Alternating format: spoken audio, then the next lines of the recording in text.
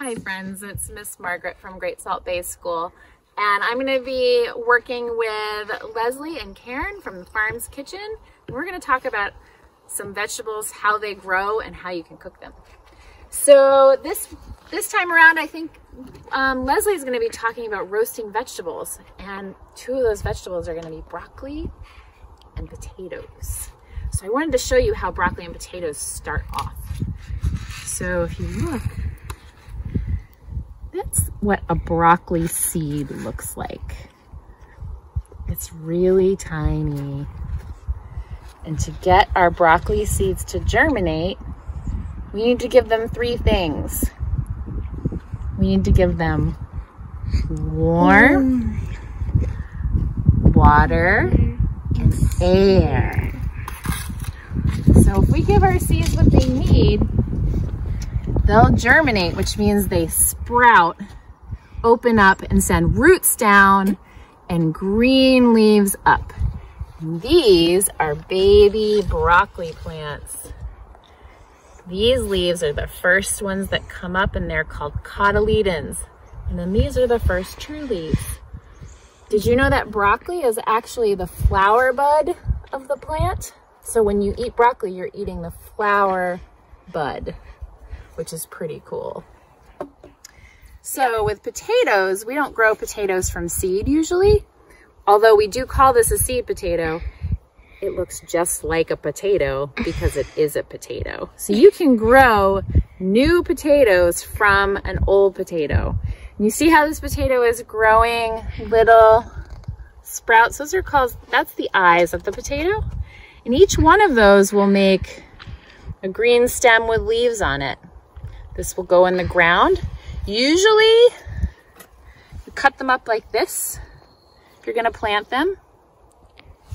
And each of those eyes will grow green leafy stems, and this part will stay underground and grow roots.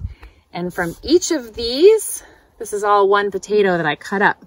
Each of these, we'll get probably 5 or 6, maybe even more new potatoes, which is pretty great. So you could take a potato that's sprouting at your house right now that looks like this and plant it in the ground. And probably by the end of the summer, you'll have some tasty potatoes to eat or roast. So Leslie, I have some potatoes for you to share for your cooking lesson. I'm gonna toss them over. Ready? Here they come. Thanks for the potato, Margaret. Let's head into the kitchen and roast the potato and some other vegetables. Hi, we're in the kitchen now. I'm Leslie, like Margaret said, from the Farms at the Y Kitchen, and I'm here to show you how to roast some vegetables. Roasting is when you use a very high heat, that's dry, to cook a vegetable or something on all sides. And when doing that, it caramelizes the thing that you're roasting to make it taste extra delicious and toasty. So we have today for roasting our potatoes, our broccoli, cabbage, beets, and carrots. Before I got started, I washed my hand for 20 seconds. Remember, 2 rounds of Happy Birthday song. And I washed all my vegetables, so I did that without you seeing me do it. It's magical. So I've got my cutting board set up, and when we roast vegetables, we need to chop them into uniform pieces, which means we want the pieces to be a similar size. Now I have a lot of different vegetables here, so they're gonna cook at different times, but it is important that all my carrot pieces are a similar size, and all my beet pieces are a similar size, and so on for all of them. So let's get started with our cutting. I've got my cutting board here, and I've got my kitchen knife. You all remember, who have cooked in the kitchen with me, how to, or with Karen, how to be safe using a knife. We want to make sure to use our bear claw, which is when we roll our fingers back to protect them while we're cutting. We're always going to want to make sure our cutting board is anchored on whatever we're cutting in the kitchen. And we want to make sure that our eyes are always on our knife and what we're cutting. Let's get started. we've got our broccoli. Now, I like working with broccoli sometimes without a knife first, and sometimes I'll make a first cut, and then I can put down my knife and use my hands. So I can actually pull the broccoli florets apart using my hands. And that way I don't have to move my knife in lots of funny directions. So I've got some pieces here, and these are too big, so I'm gonna keep going, but I'm gonna bring my knife in. So let's see, I wanna get a nice cut here. I like to cut down the stem, and sometimes I just pull it apart like that. And maybe I'm gonna make another cut here and finish pulling. Great. There we go. We've got some broccoli started. Next, I want to cut my carrot. Now our carrot is round and likes to roll, so I want to find my flat. Before I do that, I'm going to take the top off of the carrot, clear it off my cutting board, and I also put down my knife when I'm not cutting. That's another safety thing we do here. So I do have a flat part here. I could do a tunnel cut, put my knife in between my fingers there and come right down on the carrot, and the tunnel cut makes sure my fingers are away from the knife. And now I've got two nice flat spots on the carrot. So I could cut my carrot like this. And I'm deciding to make kind of half coins for roasting my carrot. Okay. Next, we're going to do the beet. And the beet has some kind of roots, so I'm going to pull those apart a little. And we don't have to peel our beet, and you don't have to peel your vegetables, but there may be some vegetables you like to peel. Similar to the carrot, I'm going to cut the top off. And remember, when we want to get things off of our knife, we always push down, never up. And similar to the carrot, I need to find my flat because my beet likes to roll around a bit. So now I have my flat spot. I'm going to put it straight down like this, and I'm going to cut the beet right in half. Beautiful. Now that I've got my flat spot, I'm going to lay it down, and maybe I'll cut down halfway.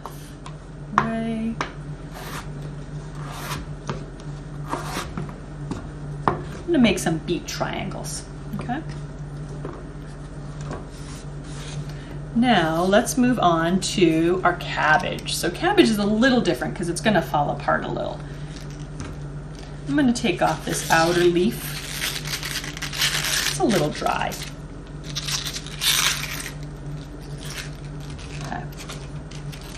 And I'm just going to start cutting the head all together, just like that. And it's probably going to fall apart a little bit, but that's okay.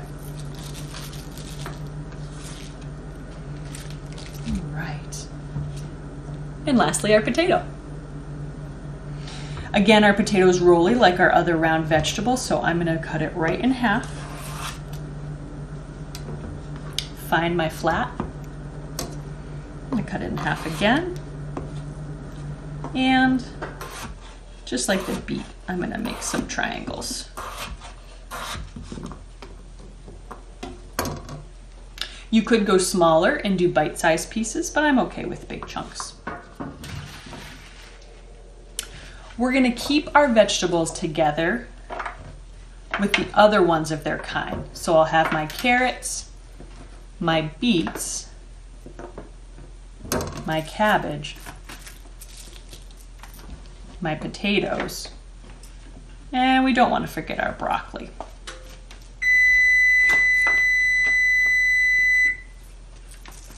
So we're going to spread things out a little.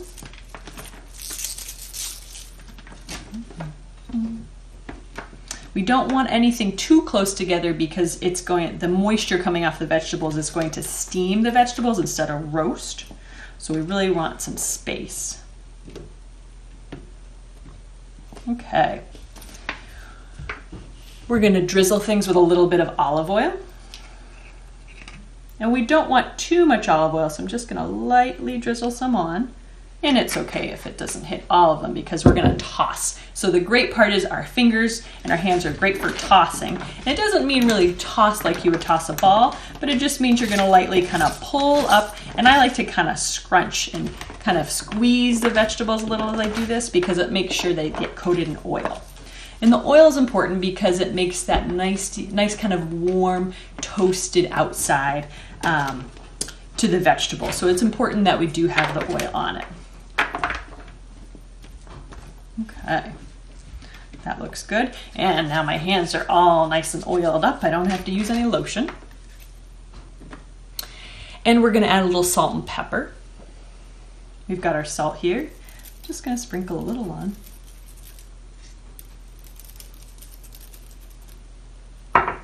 And a little bit of pepper. I've got a pepper grinder.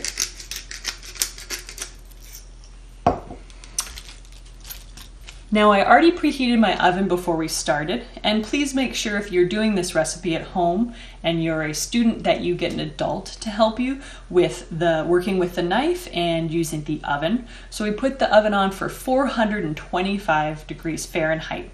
So we're gonna roast these vegetables for about 10-15 minutes, and then I'm gonna kind of move them around, maybe flip them so that they're cooking on all sides, and roast them for another 10 or 15 minutes. I'm gonna take a fork when I think they're done, take a fork and poke it into the vegetable, and if it goes in easily, I know that they're done. So let's get these in the oven. Well, it looks like our roasted vegetables are done.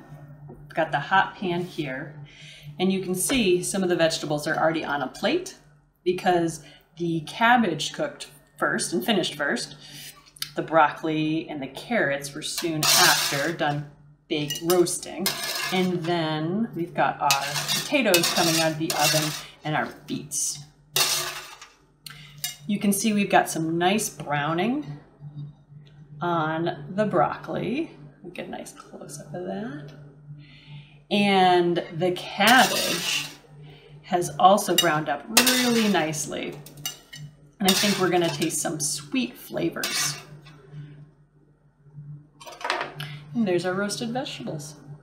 So roasted vegetables can be enjoyed lots of different ways. You could put them on top of pasta or any grain. You could make a burrito out of them, or just have them as a vegetable on the side of any dish that you're making. We didn't add any dried herbs or finish with any sauces today, but you could certainly put dried herbs on before they roast. And when they're done, if you didn't do dried herbs, you could do fresh herbs or a pesto or kind of sauce like that. Well, thanks so much for joining me today, and thank you to Miss Margaret for telling us all about how potatoes and broccoli grows, and we can't wait to be back in the kitchen in the garden with you. Bye, friends.